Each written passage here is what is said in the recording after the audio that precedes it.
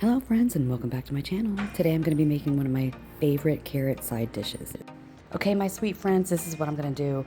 This is a carrot side recipe that I got out of one of our Mediterranean cookbooks.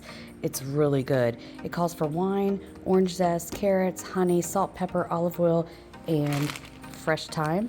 So I'm going to get this all cut up and into a bowl. And then I'm going to mix it up and I'm going to bake it at 400 degrees for about 15 minutes.